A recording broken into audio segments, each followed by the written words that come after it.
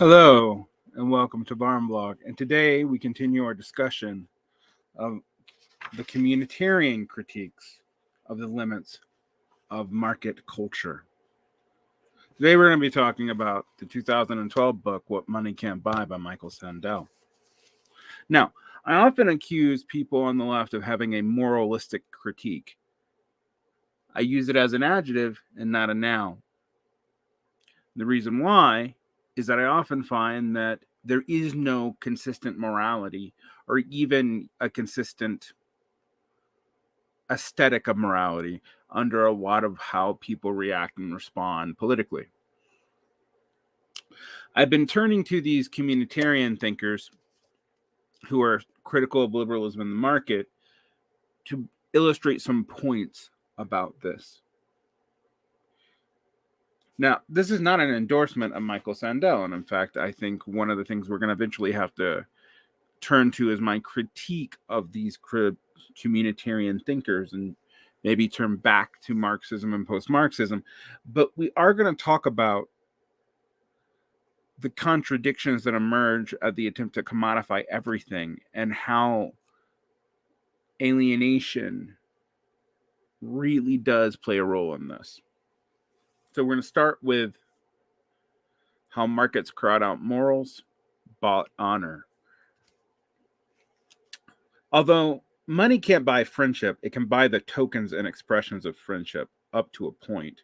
We've seen converting apologies, wedding toasts, and gifts into commodities doesn't destroy them altogether, but it does diminish them.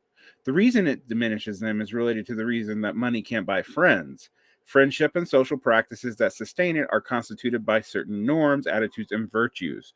Commodifying these practices displaces those norms, sympathy, generosity, thoughtfulness, and attentiveness, and replaces them with market values, or as we'd say in Marxism, value itself. The value from abstract labor. But Sandel's not a Marxist, so we don't have to read that into him. Back to the text. A hired friend is not the same as a real one. Almost anyone can tell the difference. The only exception I can think of is Jim Carrey's character in the movie The Truman Show. The character lives his entire life in a seemingly halcyon town that, unbeknownst to him, is actually the set of a reality television show. It takes Carrey some time to figure out that his wife and his best friend are hired actors. But of course, he didn't hire them. The television producer did. The point of the friendship analogy is this. The reason why we normally cannot buy friends, the purchase would destroy the relationship. It sheds light on how markets corrupt the expressions of friendship. A bought apology or a wedding toast, though recognizable as something akin to an authentic one, is nonetheless tainted and diminished. Money can buy these things, but only in a somewhat degraded form. Why does it degrade it? All right. I'm going to ask you that question. Why did the communitarians notice that money degrades the expression of human sympathy? What about the relationship embodied in the physical expression of money does that? Something to think about. Honorific goods are vulnerable to corruption in a similar way. A Nobel Prize can be bought. It kind of can, but, different discussion, different day. But what about other forms of honor and recognition? Consider honorary degrees. Colleges and universities confer honorary degrees on distinguished scholars, scientists, artists, and public officials, but some recipients are philanthropists who've contributed large sums to the institution bestowing the honor. Are such degrees bought? In effect, or are they generally honorific? What about legacy admissions, my friends? It can be ambiguous.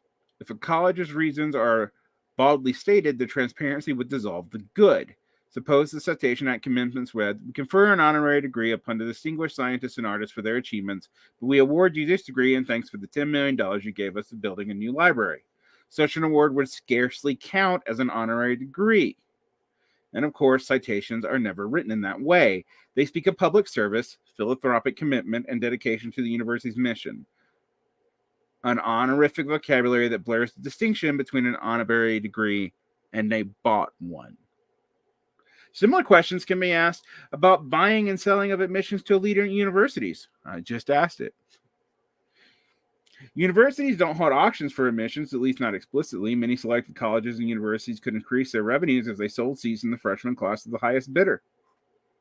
But if they wanted to maximize revenue, universities would not auction off all the places. Doing so would reduce demand, not only by reducing academic quality, but also by undermining the honorific aspect of admission. It would be hard to take pride in being admitted or having your child admitted to Stanford or Princeton if the admission were routinely purchased and this were widely known. At most, it would be a kind of pride associated with being able to buy a yacht. I think we're actually seeing this now. By the way, I think actually a lot of what we're seeing with elite universities is people realize how much of it is legacy admissions, which is effectively bought. And how much of the educational mission of universities is actually just the exposure to other people who have the money to buy it.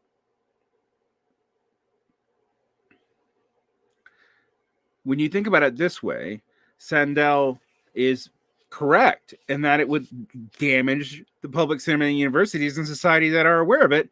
And lo and behold, we have seen an increasing sentiment against people going to university, not only because of the expense, which effectively means you are buying it, but also because the honor and scarcity just isn't there either. Suppose, however, that most places were allocated according to merit, but fewer seats were quietly made available for sale. And let's also suppose that many factors enter into the admission decisions: grades, SAT scores, extracurricular activities, racial, ethnic, and geographical diversity, athletic prowess, legacy status, being a child of the alumni, which is also effectively bought. So that was hard to tell in any case which factors were decisive, which, by the way, is more the case now. It is becoming harder and harder to know after COVID and after the deprioritization of a lot of the standardized tests how admissions decisions are actually made. I used to be able to tell my students exactly how they were going to be adjudicated when they entered college. No one knows anymore. There are tables where zip codes are reevaluated. There are priorities placed on different legacies. There are a devaluation of things like test scores for diversity. But what we have also learned is it's led to no economic diversity at all. In fact, universities are more and more a providence of the upper middle class and higher.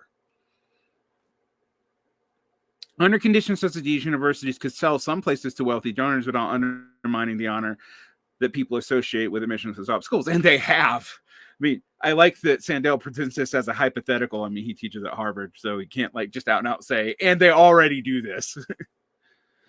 Critics of higher education claim that this scenario comes close to describing what actually goes on at many colleges and universities today. They describe legacy preferences, the admission edge given to children of alumni, as a form of affirmative action for the affluent.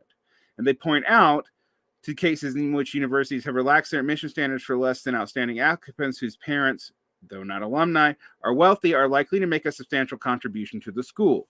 Defenders of these practices argue that private universities depend heavily on financial contributions from alumni and wealthy donors, and that such contributions enable universities to provide scholarships and financial aid to less affluent kids, although they're not providing that many. So unlike the Nobel Prize, college admissions is a good that can be bought and sold, providing the buying and selling take place discreetly. The idea of selling admissions is open to objections. One is about fairness, and the other is about corruption. The fairness objection says that admitting children of the wealthy donors in exchange for a house of donations to the college fund is unfair to applicants who lack the good judgment to be born to affluent parents. This objection views college education as a source of opportunity and access and worries that giving the edge of children of the wealthy perpetuates social and economic inequity. It does, by the way. That's an objective fact. The corruption objection is about institutional integrity. By the way, I've experienced this myself. I used to work at universities that we were not allowed to kick certain students out because of their wealth. And I've worked at exclusive private schools who had to do the same. I'm not going to name names because that would be libel, even if it's true. The objection points to the higher education not only that equips students for enumerative jobs, it embodies certain ideals: the pursuit of truth, the promotion of scholarly and scientific excellence, the advancement of humane teaching and learning, the cultivation of civic virtue. Bullshit! Although universities need money to pursue these ends, allowing fundraising needs to predominate that risk the ruin of distorting the ends and corrupting the norms that give universities a reason for being, which we have already begun to see. Sandel is being prescient here. For the next decade is going to accelerate all these things he is obliquely describing. That the corruption objection is about integrity, the fidelity of the institution, its constitution of its ideal, is suggested by the familiar charge of selling out. Two objections to markets. The two kinds of arguments that reverberate around debates about what money should and should not buy. The fairness objections asked about inequality that the market chooses to reflect. The corruption objection about the attitudes and norms that the market relations may damage or dissolve. Consider kidneys. It is true that money can buy one without ruining its value. But should kidneys be bought and sold? Those who say no typically object on one of two grounds. They argue that such markets prey upon the poor, whose choice to sell their kidneys may not be voluntary, at least not truly voluntary. This is a fairness argument. Or they argue that such markets would promote a degrading, objectifying view of the human person as a collection of spare parts. This is a corruption argument. Or consider children. It would be possible to create a market in which babies are up for adoption, but should we? We pretty much do in the international marketplace for adoption, by the way, but neither here nor there. This is one of the reasons why people should be wary of international adoptions. Often they are bought babies. Those who object offer two reasons. One is putting children up for sale would have less affluent parents out of the market, which less affluent parents are pretty much not able to adopt now anyway. Adoption costs are extremely high. Or leave them with the cheapest, least desirable children, the fairness argument. The other is that putting a price tag on children would corrupt the norms of unconditional parental love. I'm not going to respond to that argument because I find it somewhat lacking. The inevitable price difference would reinforce the notion that the value of the child depends on his or her race, sex, intellectual provenance, physical abilities, or disabilities, or other traits. The corruption argument,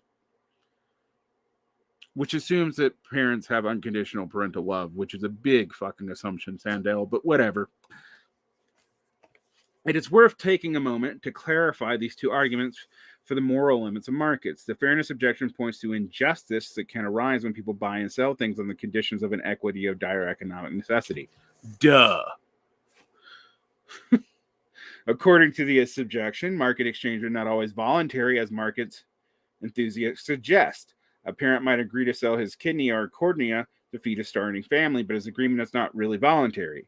He is unfairly coerced, in effect, by the necessity of his situation.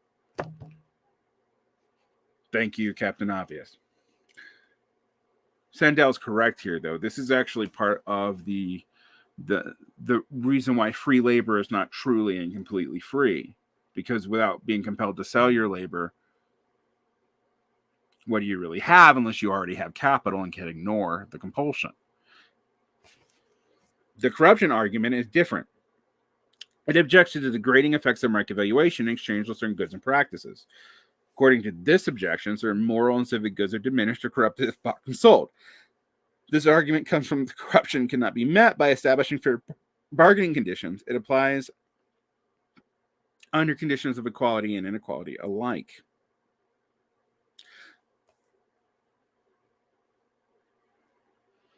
The long-standing debate around prostitution illustrates the difference. Some people oppose prostitution on the grounds that it is rarely, if ever, truly and completely voluntary. I don't know about that, but I know enough forms of it aren't that makes me uncomfortable. They argue that those who sell their bodies for sex are typically coerced, whether by poverty, drug addiction, or the threat of violence. This is a version of the fairness objection. But others object to prostitution on grounds that it is degrading to women, whether they are forced into it or not. According to this argument, prostitution is a form of corruption and demeans women and promotes bad attitudes towards sex. The degradation objection does not depend on tainted consent. It condemns prostitution even in a society without poverty in cases of upscale prostitutes who like the work and freely choose it. Each object draws on a different moral idea. The fairness objection draws on the ideal of consent, or more precisely, the idea of consent carried out under fair background conditions. One main argument for using markets to allocate goods is that markets respect the freedom of choice. They allow people to choose for themselves rather than sell this or that this or that good at a given price. One of the myths of the ideology around markets, right? Although markets are not unique to capitalism, so we do have to kind of pull this out. But the fairness objection points out that some choices are not truly voluntary. Markets choices are not free choices that some people are desperately poor, like the ability to bargain on fair terms. So in order to know whether or not a market choice is a free choice, we have to ask what inequalities in the background conditions of society undermine meaningful consent. At what point do inequities of bargaining power come to coerce, to disadvantage, and undermine the fairness of the deals they make? The corruption argument points to a different set of moral ideas. It does not appeal to consent, but to moral importance of goods at stake. The one said to be degraded by the market valuation and exchange. So to decide whether college admission should be bought or sold, we should debate the moral and civic goods that colleges should provide and ask whether selling admissions would damage those goods. To decide whether to establish a market in babies up for adoption, we need to set up what norms should govern parental relationships and ask whether buying or selling children would undermine those norms. The fairness and corruption objection differ in their implications for market. The fairness objection does not object to the marketizing of certain goods on the grounds that they are precious or sacred or priceless. It objects to the buying or selling of goods against the background of inequality severe enough to create unfair bargaining conditions. This is why fairness is not alone an issue that makes you an anti-capitalist, my friends. In theory, there could be fair markets. Now, in reality, there can't be. And the reason it's capital accumulation, but that's neither here nor there. In abstract theory, there could be in an idealist world. We do not live in such an idealist world, but one could exist.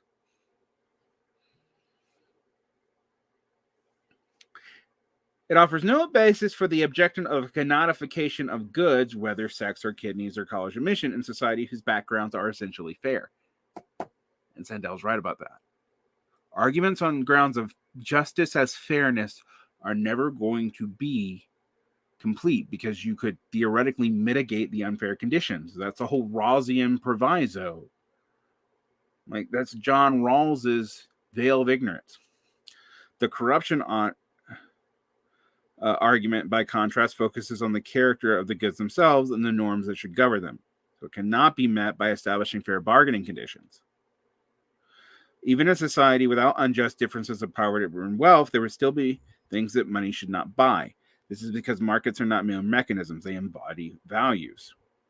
Value embodies values, except it doesn't, because all values are abstracted for value. Sandel, go back and read your Marx. And sometimes market values crowd out non-market norms worth caring about, which I agree with, by the way. Alienation. And the reason why a lot of Althusserians object to it is actually because they realize that, properly speaking, it's not scientific. Although, I mean, neither is the structuralist linguistic theories they base their notions of science off of, but that's neither here nor there.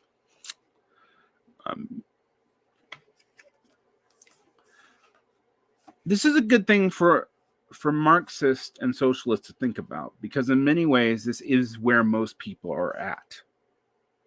When you talk to people in moral terms, this is the moral terms in which you wish to meet them, not on utilitarian or deontological terms, but on the terms of the practicality of their life and their perceived notions of values, which are all tied up in ideology and emotions and cognitive biases and whatever.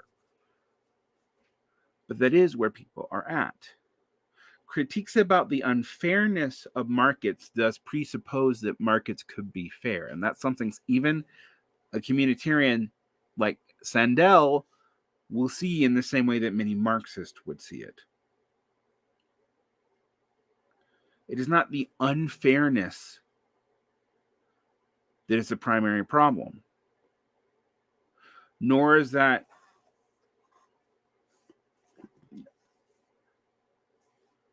unequal exchange the primary problem. Is that capitalism cannot work if everything had an equal exchange.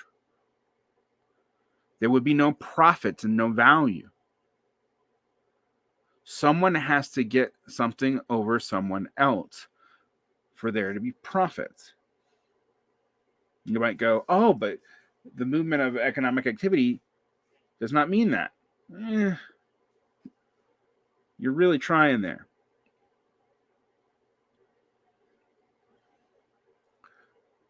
Yes, people should be compensated for their labor, but almost always it's not the people working who are getting the most compensation.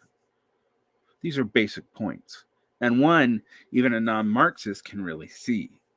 So we should be careful in how we make moralistic arguments and know that the moral limits of markets are actually not a good enough argument for socialism. But we do have to deal with the fact that these are arguments we could appeal to, in addition to appealing to our scientific arguments beyond that.